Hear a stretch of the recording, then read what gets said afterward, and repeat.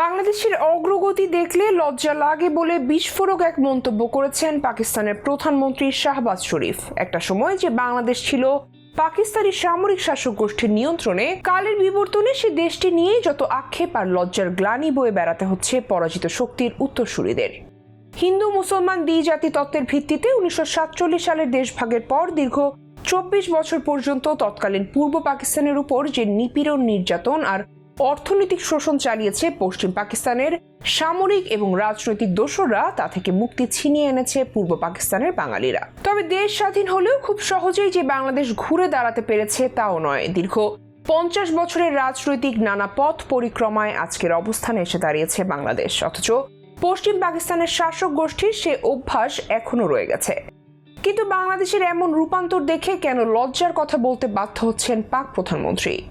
বাংলাদেশ নামক রাষ্ট্রের অস্তিত্ব বলা হয় 1971-এর মুক্তিযুদ্ধকে। দীর্ঘ 24 বছরের পরাধীনতার গ্লানি শেষে বিজয়ের বাতাবরণ আসে 16 ডিসেম্বর। এর আগে নানান আঙ্গিকে তৎকালীন পূর্ব পাকিস্তানকে শোষণ এবং নিপীড়ন চালানো পশ্চিম পাকিস্তান ছিল সে সময়ের ফ্রাঙ্কেস্টাইন। 1952 সালের ভাষা আন্দোলনের আগে থেকেই শুরু হয় অর্থনৈতিক, রাজনৈতিক, সাংস্কৃতিক বৈষম্য। ধীরে ধীরে সেসব বৈষম্য বাড়তে বাড়তে চরম আকার ধারণ করে। ফলে নিজেদের অধিকার আদায়ের দাবি একটা সময় পরিণত হয় স্বাধীনতা আন্দোলনে। পশ্চিম পাকিস্তানের সামরিক শাসকদের হাতেই আটকে থাকে গোটা পাকিস্তানের শাসন ব্যবস্থা, যা বর্তমান পাকিস্তানে আজও বিদ্যমান। যে কারণে পাকিস্তান রাষ্ট্রের স্বাধীনতার পর থেকে এখনো পর্যন্ত কোনো রাষ্ট্রপ্রধানই পূর্ণ করতে পারেনি তার পূর্ণ মেয়াদ। তার আগেই হয় ক্ষমতা ছাড়তে হয়েছে, নয়তো মৃত্যুবরণ করতে হয়েছে রাজনৈতিক কারণে। আর যে দেশের রাজনৈতিক পরিস্থিতি ঘোলাটে থাকে সে দেশের উন্নতির প্রধান বাধা হয়ে দাঁড়ায় নোংরা রাজনীতি। তেমনি এক উদাহরণ পাকিস্তান। বিগত কয়েক দশকে পাকিস্তানে যে অচলায়তন চলছে তার পেছনে দায়ী করা হয় দেশটির সেনাবাহিনীকে। কারণ পাকিস্তানের রাজনীতিতে সবসময় প্রভাব বিস্তার করে রেখেছে দেশটির সেনাবাহিনী। সরকারে যেই আসুক না কেন তাকেই আদাত করতে হয়েছে তাদের সঙ্গে। ফলে পাকিস্তান সৃষ্টির প্রায় 75 বছর পেরিয়ে গেলেও এখনো পর্যন্ত গণতান্ত্রিক রাজনৈতিক সুবিধা পায়নি দেশটির জনগণ। আর যে দেশে গণতন্ত্র নেই সে দেশে উগ্র ধর্মীয় জঙ্গি গোষ্ঠী,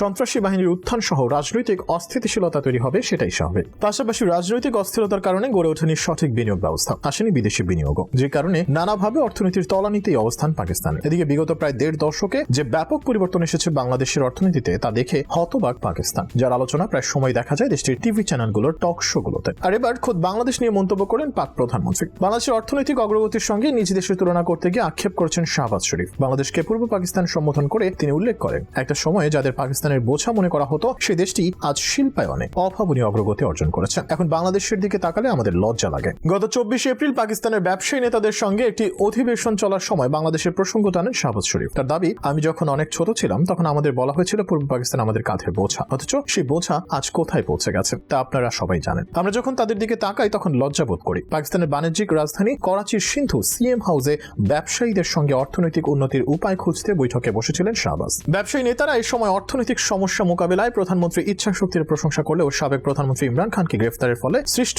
রাজনৈতিক অস্থিতিশীলতার বিষয়েও সতর্ক করেন। দেশের অর্থনীতির মোড় ঘুরিয়ে দেওয়ার জন্য শাহবাজকে রাজনৈতিক স্থিতিশীলতার দিকে মনোনিবেশ করারও পরামর্শ দিয়েছেন করাচির ব্যবসায়ীরা। এমনকি তারা ভারতের সঙ্গে বাণিজ্য আলোচনা শুরু করারও অনুরোধ জানান। পাকিস্তানের আরিফ হাবিব গ্রুপের প্রধান আরিফ হাবিব প্রধানমন্ত্রীকে উদ্দেশ্য করে জানান, আপনি দায়িত্ব নেওয়ার পর কয়েকটি চুক্তি করেছেন যেগুলো ভালো ফলাফল দিয়েছে। আন্তর্জাতিক মুদ্রা তহবিলের সঙ্গে করা চুক্তি তাদের মধ্যে একটি। পাশাপাশি আমি আপনাকে আরো কয়েকটি চুক্তি করার পরামর্শ দিতে চাই বলে উল্লেখ করেন আরিফ হাবিব। তার মধ্যে একটি হলো ভারতের সঙ্গে বাণিজ্য, যা আমাদের অর্থনীতিকে ব্যাপকভাবে উপকৃত করবে। দ্বিতীয়ত, আদিয়ালা কারাগারে বন্দী ইমরান খানের সঙ্গে আপনার মীমাংসায় আসা উচিত। এদিকে বিগত টানা কয়েক বছর ধরেই তীব্র অর্থনৈতিক মন্দায় ভুগছে পাকিস্তান। পাকিস্তানি মুদ্রার মান ঠেকেছে একেবারে তলানিতে। জিনিসপত্রের দাম বেড়েছে বহুগুণ। বৈদেশিক মুদ্রার রিজার্ভেও টান পড়েছে। আর এর সঙ্গে যোগ হয়েছে রাজনৈতিক সংকট। সব মিলিয়ে বেহাল দশা পাকিস্তানের। বর্তমানে দেশটিতে বৈদেশিক মুদ্রা রিজার্ভ মাত্র $800 কোটি, যা দিয়ে মাত্র 2 মাসের চাহিদা মেটানোর মতো পণ্য সামগ্রী আমদানি করতে পারবে ইসলামাবাদ। দেশটির সরকার এই সংকট মোকাবেলায় বারবার ধর্ণা দিচ্ছে IMF এর কাছে। এদিকে বাংলাদেশের উন্নয়ন নিয়ে যখন প্রশংসা করছে পাকিস্তান, তখন